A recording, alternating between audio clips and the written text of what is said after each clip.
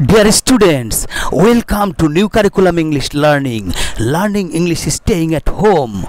প্রিয় শিক্ষার্থীবৃন্দ, তোমাদের সপ্তম শ্রেণীর ইংরেজি বইয়ের এক্সপিরিয়েন্স 8 হিরোজ অব বেঙ্গল, বাংলার বীরেরা অথবা বাংলার নায়কেরা, এই এক্সপিরিয়েন্স থেকে আজকের অ্যাক্টিভিটি 8.2 নিয়ে আমরা আলোচনা করব।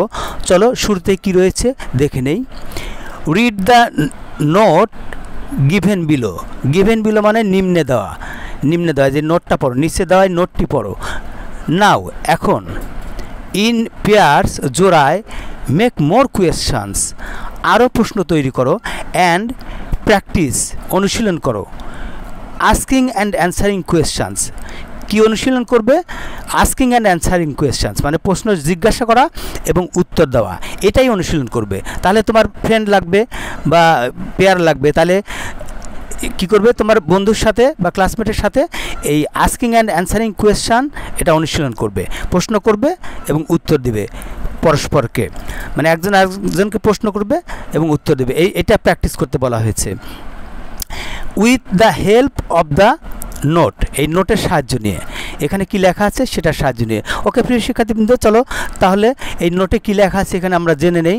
নোট, ইউ ক্যান ইউজ, তুমি ব্যবহার করতে পারো, দ্য ফলোয়িং ওয়ার্ডস, নিচের শব্দগুলো। এই যে এখানে নিচের শব্দ দেওয়া আছে, কী কী শব্দ দেওয়া আছে? On, in, next to, beside, between, হ্যাঁ, এই শব্দগুলো ব্যবহার করতে পারো। You can use the following words to describe, বর্ণনা করতে, দ্য লোকেশান, স্থান মানে স্থান বর্ণনা করতে, কোন জিনিসটা কোথায় আছে সেটা বর্ণনা করতে, লোকেশান স্থান বা অবস্থান। Location of the persons or things, মানে পারসন হচ্ছে ব্যক্তি আর থিংস হচ্ছে জিনিস। আচ্ছা, তাহলে ব্যক্তি মানে যার প্রাণ আছে, তাহলে যে বিড়ালটা কোথায় আছে, বাটারফ্লাই কোথায় আছে, এগুলো কোনটা কোথায় আছে সেটা বর্ণনা করতে এই শব্দগুলো ব্যবহার করতে পারো, এই যে ইন, বিটুইন। ওকে, তারপর কি আছে? Or things, on, in, next to, on মানে উপরে, ইন মানে ভিতরে, নেক্সট টু মানে পাশে, বিসাইড মানেও পাশে, বিটুইন মানে মাঝখানে, ইন ফ্রন্ট অফ মানে সামনে, ইন ফ্রন্ট অফ সামনে ফ্রেজ ওয়ার্ড, ওভার উপরে, বিলো নিচে, আন্ডার নিচে, বিলো নিচে, আন্ডার নিচে। ওকে প্রিয় শিক্ষার্থীবৃন্দ, তাহলে চলো ছবিগুলো দেখে নিই। চেয়ার, গ্লোব, তারপরে পেন হোল্ডার, বুকস, হ্যাঁ, এর ওয়ালমেট বা এখানে দেয়ালে টাঙানো আছে, butterfly, window, sofa, drawer, cat, chair, হ্যাঁ, এইগুলো নিয়েই দেখে দেখে তুমি প্রশ্ন করবে। তোমাদের সুবিধার্থে আমি কিছু প্রশ্ন উত্তর তৈরি করে দিয়েছি, এটা তুমি মন দিয়ে পড়লে বা জেনে নিলে তুমি এগুলো পারবে। তাহলে আস্কিং অ্যান্ড অ্যান্সারিং কোয়েশ্চান, এটাই প্র্যাকটিস করতে বলা হয়েছে। তুমি প্রশ্ন করবে এবং তোমার বন্ধু উত্তর দিবে, আবার তোমার বন্ধু তোমাকে প্রশ্ন করবে, তুমি উত্তর দিবে। ওকে, চলো প্রশ্ন উত্তর নিয়ে আলোচনা করি। এক্সপ্রেশন দিয়ে বলতে হবে কিন্তু। হোয়ার আর দ্য বুকস, তোমার ফ্রেন্ড বলবে হোয়ার আর দ্য বুকস, তুমি বলতে পারো I can see the books are on the table. এই যে I can see the books are on the table, এই যে টেবলের উপর আছে। Number 2, where is the marker, মার্কারটি কোথায়? তাহলে মার্কার এখানে দেখো, ছবি দেখো, এই যে এখানে মার্কার আছে, তাহলে মার্কারটা পেন হোল্ডারের ভিতরে, তাহলে the marker is in the pen holder. এবার number 3, where is the chair, চেয়ারটা কোথায়? এখানে চেয়ারটা কোথায় আছে দেখো, এই যে টেবিলের সামনে পাশে, তাহলে the chair is next to the table, চেয়ারটি টেবিলের পাশে রয়েছে। Number 4, where is the table lamp, এই যে টেবল ল্যাম্পটা কোথায়? তাহলে তুমি কোথায়? পাশে, এই যে গ্লোবের পাশে, তাহলে লিখতে পারো the table lamp is beside the globe, table ল্যাম্পটি গ্লোবের পাশে আছে। তুমি তোমার মতো করে বর্ণনা দিবে অবস্থানটা। এরপরে নাম্বার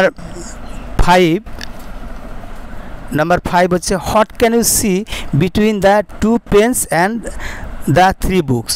এই যে 2 পেন্স এখানে পড়ে আছে দেখো টেবিলের উপর, অ্যান্ড 3 বুকস, তাহলে 2 পেন্স আর 3 বুকের মাঝখানে কী আছে? এই যে পেন হোল্ডার দেখা যাচ্ছে, তাহলে I can see a pen holder between the 2 pens and the 3 books, তাহলে আমি দেখতে পাচ্ছি একটি পেন হোল্ডার, তিনটি বই এবং 2টি কলমের মাঝখানে। এরপরে number 6, what can you see in front of the cat, এই যে ক্যাটের সামনে কি দেখতে পাচ্ছি? ইন ফ্রন্ট অফ সামনে, তাহলে I can see A chair in front of the cat, আমি একটি চেয়ার দেখতে পাচ্ছি বিড়ালের সামনে।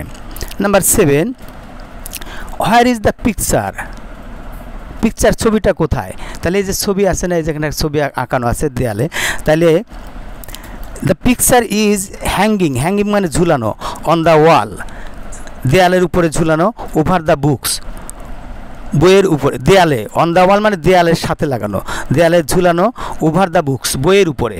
তাহলে the picture is hanging on the wall, ছবিটি দেয়ালে ঝুলানো, তারপর কি ওভার দ্য বুকস বইয়ের উপরে, বই যেখানে তার উপরে, উপরে বইয়ের উপরে, এভাবে বর্ণনা করতে পারো।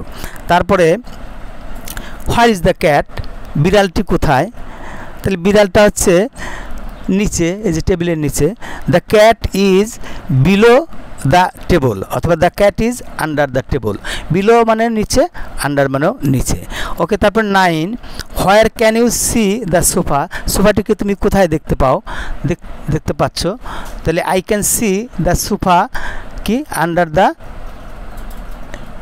নিয়ার দ্য উইন্ডো, জানালার কাছে। হ্যাঁ, তাহলে I can see the sofa near the window, জানালার পাশে।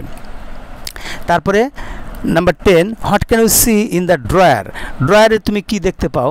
এই যে ড্রয়ার, এই যে স্ট্যাপলার, তাহলে I can see A stapler in the drawer.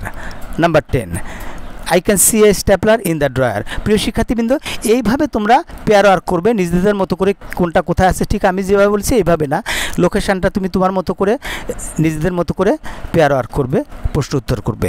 আর এই প্রশ্নগুলো নিজে থেকে বলা শিখবে, না দেখে দেখে, এই ছবি দেখে দেখে, তাহলে তোমার ইংরেজি স্পিকিংটা ডেভেলপড হবে, স্পিকিংয়ের উন্নয়ন হবে, স্পিকিংয়ের ডেভেলপমেন্ট হবে। ওকে প্রিয় শিক্ষার্থীবৃন্দ, তাহলে অ্যাক্টিভিটিটা আশা করি বুঝতে পেরেছো। বেশি বেশি প্র্যাকটিস করবে, বেশি বেশি শিখতে পারবে। The more you practice, the more you learn, the more you become accurate. Practice makes a man perfect. Okay প্রিয় শিক্ষার্থীবৃন্দ, এই ইংরেজিগুলোর মধ্যে প্রবাদের মধ্যেও কিন্তু জ্ঞান আছে। তাহলে প্রিয় শিক্ষার্থীবৃন্দ, আজকের অ্যাক্টিভিটিটি এখানেই রাখছি, পরবর্তী অ্যাক্টিভিটি নিয়ে আবারও কথা হবে। সে পর্যন্ত গুড বাই অ্যান্ড আল্লাহ হাফেজ।